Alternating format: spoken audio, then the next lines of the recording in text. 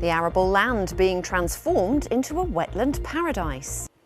Now, a year ago, the RSPB started work near Lakenheath Fen to turn arable land into a wetland habitat.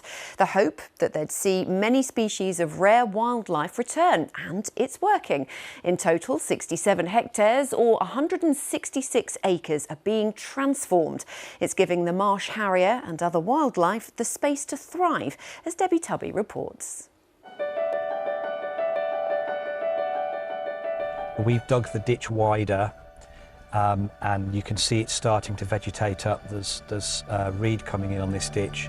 So this will be good for, it'll be great for waterfowl, it'll be great for reed and sedge warblers.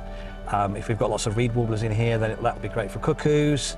So it's a whole lot of additional habitat. This is the huge new extension to RSPB Lakenheath Fen, home to the marsh harrier, once an endangered bird of prey, now enjoying its fresh hunting ground. The marsh harriers are breeding on the old part of the reserve in the reed bed, and the males are coming out here to hunt food for their growing youngsters.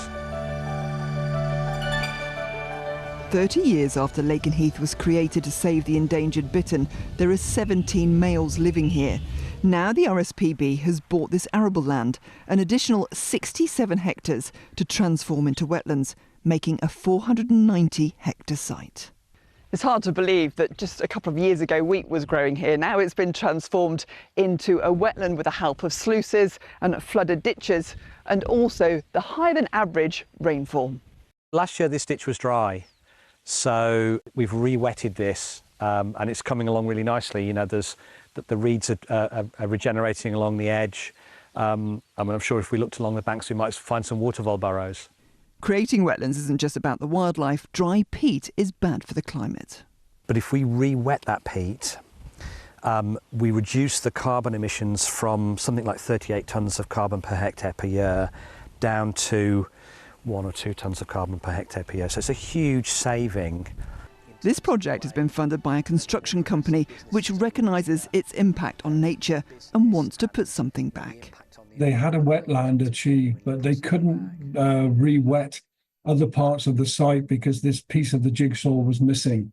And so by us helping to acquire the land, it has enabled the RSPB team to do some cracking work. I mean, you compare us with, say, the Avalon Marshes in Somerset, where, you know, they've got a 1,000-hectare block of wetland, and they've got little bitterns and great white egrets and cattle egrets breeding, and a lot more bitterns than we have. So bigger is, in nature reserve terms, bigger is better. The construction company says this is a legacy project lasting for the next 25 years, creating wetlands grown from arable fields, turning this into a site of national importance. Debbie Tubby, BBC Look East, Lakenheath Fen. Looks lovely, doesn't it?